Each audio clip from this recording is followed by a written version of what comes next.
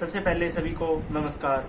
आज हम अपने YouTube चैनल पर शुरुआत कर रहे हैं जिसमें हम बेसिक इलेक्ट्रॉनिक्स का पहला टॉपिक डाल रहे हैं। इसमें हम सेमीकंडक्टर के बारे में पढ़ेंगे कि इसके क्या होता है सेमीकंडक्टर और इसके कितने टाइप है।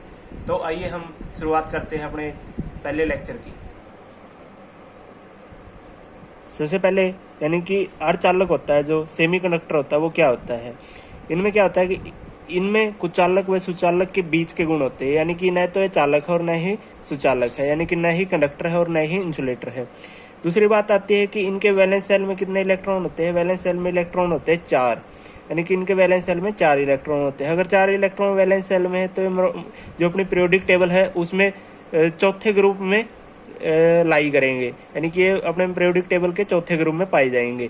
इनमें फॉरबिडन एनर्जी गैप होता है। जो फॉरबिडन एनर्जी गैप होता है लगभग 1 इलेक्ट्रॉन वोल्ट के, यानी कि जो अपना कंडक्टर होता है उसमें 1 इलेक्ट्रॉन वोल्ट से भी कम होता है, और जो अपना इंसुलेटर होता है उसमें 5 इलेक्ट्रॉन वोल्ट से ज़्यादा का गैप होता है। तो इसमें 1 इलेक्ट्रॉन वोल्ट ही होता है। और जो कोवैलेंट बॉन्डिंग होती है इनके बीच में, यानी कि जो इलेक्ट्रॉन है उनके बीच में कौन सी बॉन्डिंग है, कोवैलेंट बॉन्डिंग, यानी कि ये साझे करते हैं इलेक्ट्रॉन, न ही लेते और न ही देते हैं, ये अपने साझे इलेक्ट्रॉन करते हैं, यानी कि कोवैलेंट बॉन्डिंग होती है। 0 डिग्री केल्विन टेम्परेचर पे क्या काम करते हैं कि इंसुलेटर की तरह काम करते हैं, और रूम टेम्परेचर यानी 300 केल्विन पे कंडक्टर की तरह काम करेंगे। यानी कि ये जब 0 डिग्री केल्विन टेम्परेचर था तो ये एक कुचालक की तरह काम करेंगे, और जब रूम टेम्परेचर पे जाने पे क्या करेंगे, कंडक्टर की तरह काम करेंगे। यानी कि ये दोनों का काम कर सकते हैं, कुचालक और सुचालक, यानी कि उनके बीच की प्रॉपर्टी ही होती है इनकी। अब ये बात आती है कि ये नेगेटिव टेम्परेचर कोफिशिएंट होते हैं। नेगेटिव टेम्परेचर कोफिशिएंट जैसे कि इसके टेम्परेचर बढ़ाने पे कंडक्शन बढ़ी है तो ये क्या हुए, नेगेटिव टेम्परेचर कोफिशिएंट, यानी कि टेम्परेचर बढ़ाने पे रेजिस्टेंस घट गया। और इसमें एग्जाम्पल है जैसे सिलिकॉन, जर्मेनियम मोस्टली यूज करते हैं हम, सिलिकॉन और जर्मेनियम यूज करते हैं, और इसमें कार्बन भी होता है, टीन भी होता है। ये सारे क्या है कि अपने अर्धचालक के एग्जाम्पल है। आगे अगला अपना टॉपिक है फॉरबिडन एनर्जी गैप क्या आता है। जो पीछे हमने देखा था कि forbidden energy gap 1 electron volt होता है, तो ये होता क्या है। अब इसकी यूनिट पीछे भी देख चुके हैं हम, इलेक्ट्रॉन वोल्ट, यानी कि इसकी यूनिट होती है इलेक्ट्रॉन वोल्ट। ये बहुत ही इंपॉर्टेंट है इलेक्ट्रॉन वोल्ट। और दूसरा क्या होता है कि होता क्या है ये फॉरबिडन एनर्जी गैप। जो अपना एक वैलेंस सेल होता है, वैलेंस सेल में इलेक्ट्रॉन होते हैं, और एक होता है कंडक्शन बैंड। इसमें जब वैलेंस सेल से इलेक्ट्रॉन उठ के कंडक्शन बैंड में जाते हैं तभी कंडक्शन स्टार्ट होती है। और उस जो वैलेंस बैंड से अपना इलेक्ट्रॉन उठ के कंडक्शन बैंड में गया है तो उसने बीच में कितना रास्ता तय किया है, वही रास्ता क्या कहलाता है, यानी कि वही अंतर क्या कहलाएगा, फॉरबिडन एनर्जी गैप। यानी कि वैलेंस बैंड व कंडक्शन बैंड के बीच का अंतर क्या कहलाता है, फॉरबिडन एनर्जी गैप। अब जितना ज्यादा फॉरबिडन एनर्जी गैप होगा वो उतना ही बढ़िया इंसुलेटर होगा, यानी कि इंसुलेटर की तरह काम करेगा। अब जो अपना एक इंसुलेटर होता है उसमें 5 इलेक्ट्रॉन वोल्ट आता है, यानी कि बहुत ज़्यादा होता है, तो एक इंसुलेटर अच्छा इंसुलेटर होता है। जो अपने सबसे ज़्यादा पूछे जाते हैं कि जर्मेनियम और सिलिकॉन जो अपने सेमीकंडक्टर है उनमें जो फॉरबिडन एनर्जी गैप होता है तो वो कितना होता है। ये फॉरबिडन एनर्जी गैप अलग अलग टेम्परेचर पे अलग अलग होता है। तो 0 केल्विन पे जर्मेनियम का फॉरबिडन एनर्जी गैप होता है 0.785 इलेक्ट्रॉन वोल्ट, और जैसे ही टेम्परेचर बढ़ाया जाता है तो इसमें डिफरेंस आता है। वो डिफरेंस आता है कि कितना हो जाता है, 0.72 इलेक्ट्रॉन वोल्ट हो जाता है। और दूसरा सिलिकॉन होता है, जो सिलिकॉन में 1.21 इलेक्ट्रॉन वोल्ट 0 केल्विन पे होता है, और 300 केल्विन पे क्या होता है, 1.1 इलेक्ट्रॉन वोल्ट होता है। यानी कि जो सिलिकॉन में डिफरेंस आया है वो कम आया है, सॉरी सिलिकॉन में डिफरेंस बहुत ज़्यादा है और जर्मेनियम में कम आया है। तो ये हाईली सेंसिटिव कौन हुआ, सिलिकॉन हाईली सेंसिटिव हुआ है, यानी कि टेम्परेचर को सेंस करने वाला, बहुत ज़्यादा सेंस करने वाला है, क्योंकि इसका जो electron volt forbidden energy gap है वो बहुत ज़्यादा घटा है किसके मुकाबले, जर्मेनियम के मुकाबले। तो ये हाईली सेंसिटिव हुआ है। आगे आता है कि अर्धचालक है, जो अर्धचालक के प्रकार कौन कौन से है। अर्धचालक के दो तरह के दो तरह के अर्धचालक होते हैं।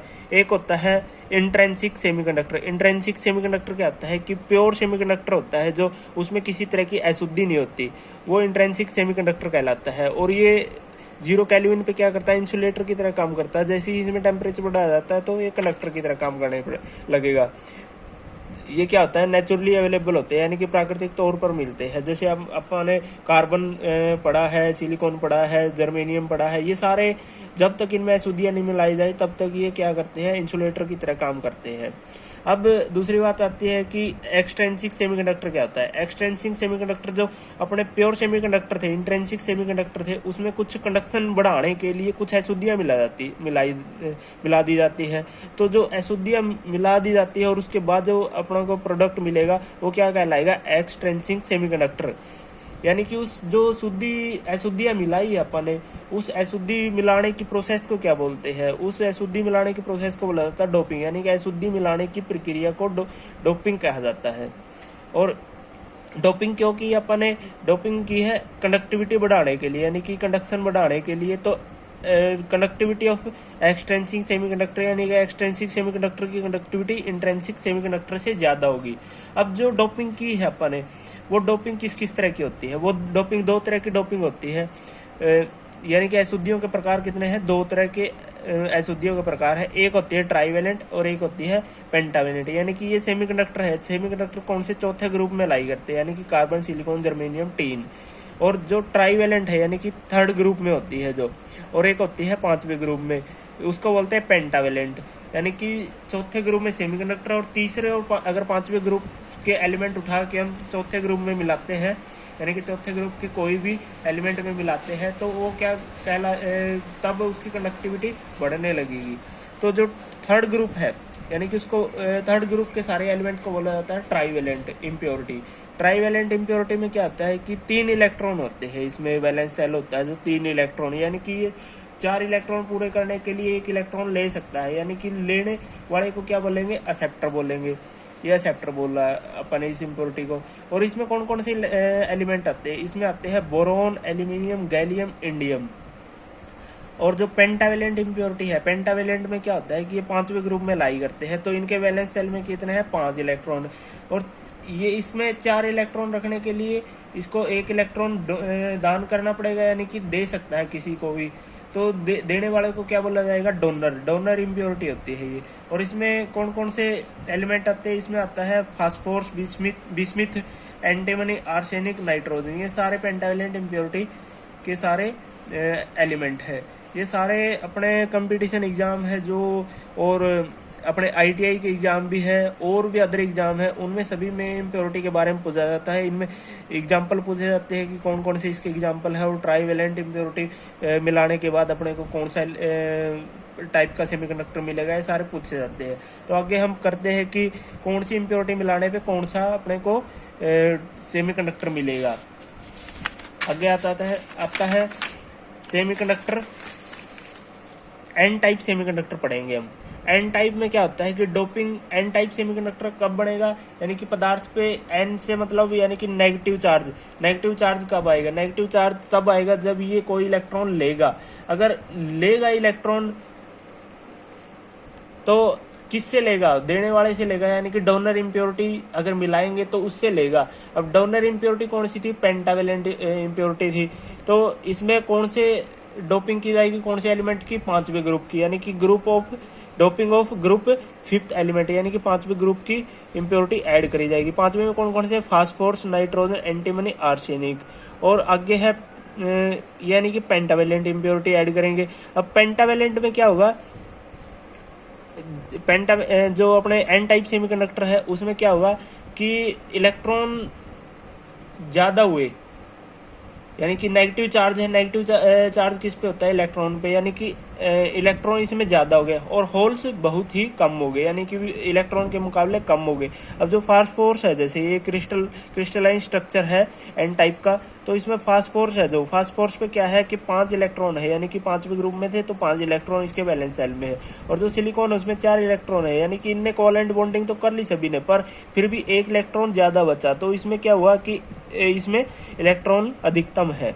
और आगे आती है P type semiconductor. P type यानी कि पी से मतलब यानी कि पॉजिटिव, पॉजिटिव में होल्स ज़्यादा हो गए। और होल्स कब ज़्यादा हो गए? जब इनमें इलेक्ट्रॉन की कमी होगी। यानी कि इसमें कौन सी इम्प्योरिटी ऐड करेंगे? इसमें इम्प्योरिटी ऐड करेंगे थर्ड एलिमेंट की।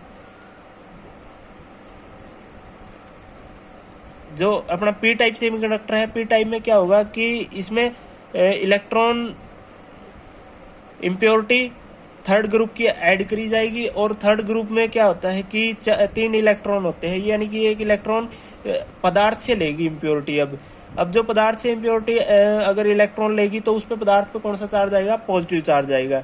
तो डोपिंग कौन से? थर्ड ग्रुप के एलिमेंट की डोपिंग करी जाएगी। और थर्ड ग्रुप में आते हैं बोरोन, एल्यूमिनियम, एंडियम और गैलियम जैसे, ये अपने जो थर्ड ग्रुप है उसके सारे एलिमेंट है। और ये कौन सी इम्प्योरिटी है? ट्राईवेलेंट इम्प्योरिटी है। ट्राईवेलेंट इम्प्योरिटी यानी कि इस इम्प्योरिटी में 3 इलेक्ट्रॉन होते हैं, तो ये एक इलेक्ट्रॉन ले सकती है, तो इसीलिए इसे बोलेंगे एक्सेप्टर इम्प्योरिटी। अब जो अपना पदार्थ है उस पर क्या हुआ कि उसमें जो होल्स है, यानी कि उसमें पॉजिटिव चार्ज है, पॉजिटिव चार्ज ज़्यादा है, तो होल्स की क्या हुआ? होल्स मेजोरिटी हुई, यानी कि अधिकतम है। और इलेक्ट्रॉन क्या होते हैं? इलेक्ट्रॉन माइनॉरिटी यानी कि न्यूनतम है। जो अपना बोरोन है, जैसे बोरोन है और ये अपना सिलिकॉन है, सिलिकॉन पे सभी पे 4 इलेक्ट्रॉन है, तो बोरोन पे कितने? 3 इलेक्ट्रॉन है। यानी कि इसने सभी ने बॉन्डिंग तो कर ली, पर एक इलेक्ट्रॉन की कमी रही, यहाँ कोवेलेंट बॉन्डिंग नहीं हो पाई। यानी कि इसमें क्या हुआ कि होल्स ज़्यादा हुए, यानी कि पॉजिटिव चार्ज तो ज़्यादा हुआ। यहाँ क्या है कि फ्री स्पेस है, और इस पे फ्री स्पेस कौन सा है? यानी कि इलेक्ट्रॉन तो है नहीं, तो कौन सा बचा? सिर्फ पॉजिटिव चार्ज बचा, यानी कि अपने होल्स की मेजोरिटी हुई। तो अब तक हमने पढ़ा था कि सेमीकंडक्टर क्या होता है और इसमें इसके कितने टाइप है, और जो इम्प्योरिटी ऐड करने पे कौन कौन से अपने को सेमीकंडक्टर मिलेंगे, एन टाइप, पी टाइप, ये सारे सेमीकंडक्टर पढ़े थे। तो आगे हम जो इसके आगे की टॉपिक है, जैसे मोबिलिटी और पी एन जंक्शन डायोड है, जो एन टाइप और पी टाइप मिलाने से आगे जो डायोड वगैरह बनाए जाते हैं, वो सारे अगले लेक्चर में पढ़ेंगे हम।